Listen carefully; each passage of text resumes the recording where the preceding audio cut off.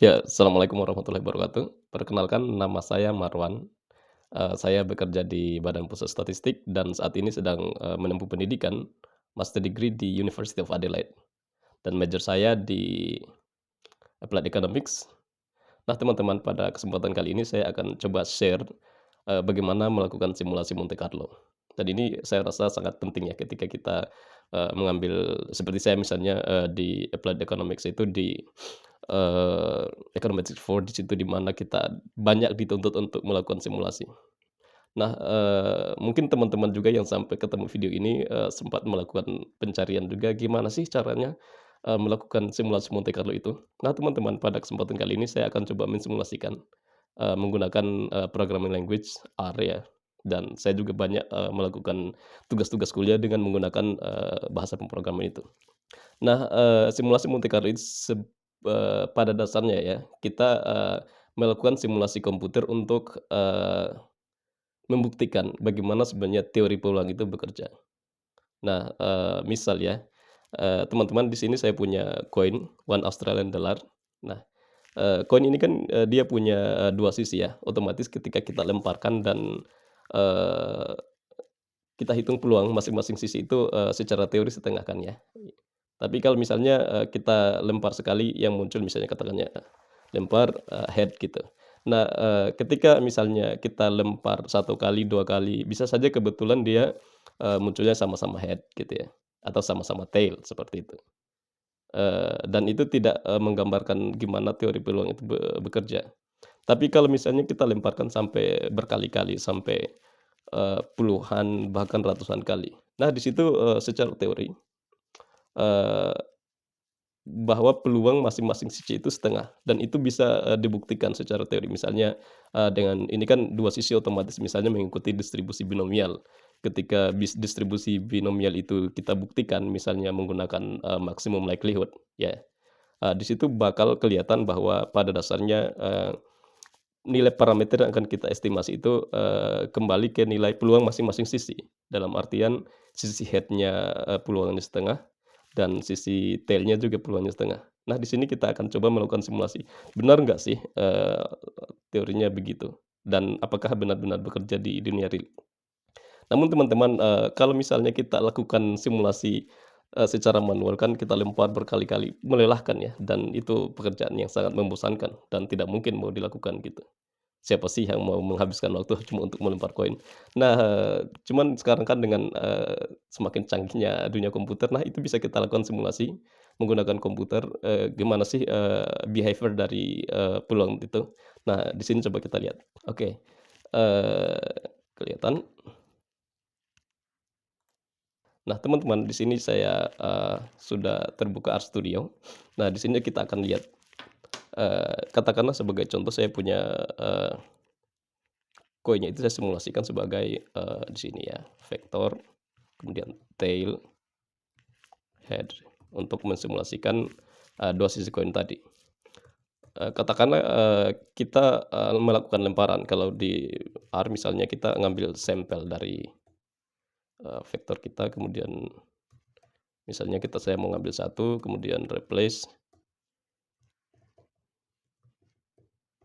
katakanlah. Oke, saya coba run ini. Nah, ini ketika saya lakukan lemparan pertama misalnya, yang muncul head. Ketika saya lempar lagi begitu, head lagi ya, dan misalnya, mungkin kebetulan saja sih dilempar itu head terus, lempar lagi, muncul tail sekarang. Nah, ini kan belum menggambarkan gimana sih hitungan peluang masing-masing gitu ya. Nah, kita akan coba melakukan simulasi gimana sih kalau misalnya lemparan itu kita lakukan berkali-kali. Nah, di sini saya sudah bikin fungsi ya, katakanlah nah, ini tadi untuk koinnya saya nyatakan dalam vektor X, di mana elemennya head sama tail. Kemudian saya coba bikin satu vektor lagi di sini untuk menampung hasil dari lemparan itu. Katakanlah nah, ini argumennya sampai repetisi ke berapa, misalnya saya taruh sebagai contoh di sini nilai default-nya 100 ya. Kemudian saya tampilkan nilai vektor untuk menampungnya dan, idenya di sini nih, kita coba melakukan for loop dari, lemparan pertama sampai lemparan ke R gitu. Dalam hal ini nilai default-nya sebagai, nilai default-nya 100 gitu. Nah, kemudian setiap lemparan itu akan saya tampung, isi ke dalam, nilai vektor ini misalnya, sebagai elemen vektor ini.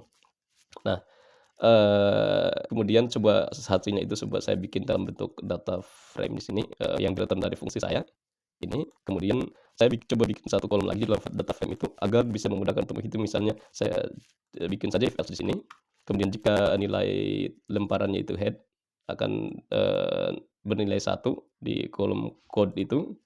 Kemudian, ketika nilai lemparannya itu misalnya selain itu, berarti dalam hal ini tail, dia akan memberikan nilai 0 gitu. Nah, ketika, ini sudah dilakukan simulasi, akan kelihatan misalnya kita fokusnya mau menghitung peluang nilai head, tinggal kita jumlahkan saja. Nah, coba kita lihat ya, eee, di sini coba saya run fungsinya. Nah, kalau kita lihat, eee, sebentar saya bersihkan dulu ini. Nah, coba di-run lagi. Nah, sudah kelihatan ya fungsi saya kemudian, coba katakanlah misalnya, simulasi pertama kita lakukan sebanyak 50 lemparan gitu.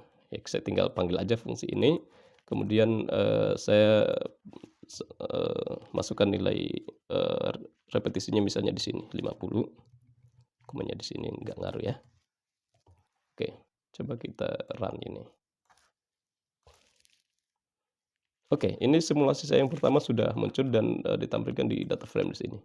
Nah, seperti teman-teman lihat untuk lemparan pertama di sini, nilainya tail 0 gitu ya, kodenya, dan seterusnya sampai lemparan ke-50. Nah, sekarang kita akan coba menghitung, benar nggak sih peluangnya itu, masing-masing, sisi itu 50-50 gitu. Nah, tinggal kita hitung aja misalnya rata-rata nilai, nilai head gitu. Dari tadi kan di ini, nilai head-nya 1 ya, otomatis coba kita ambil saja nilai rata-ratanya, seperti ini. Oke, kita run lagi. Nah, di sini 0,42, ya cukup mendekati ya, dengan lemparan sebanyak 50 kali, peluang munculnya, head itu 0,42. Tapi, bisa saja kita bilang, "Wah, mungkin kebetulan saja," gitu ya. Gimana kalau misalnya lemparannya kita, tambah menjadi 100 kali gitu? Benar nggak, dia convergence ke 0,5 misalnya. Nah, kita lihat, nah ini 0,53, semakin, mendekati 0,5 gitu. Coba misalnya lemparnya saya tambah lagi menjadi, 1000 gitu, dan coba saya run lagi, 0,508, coba jadi 10.000,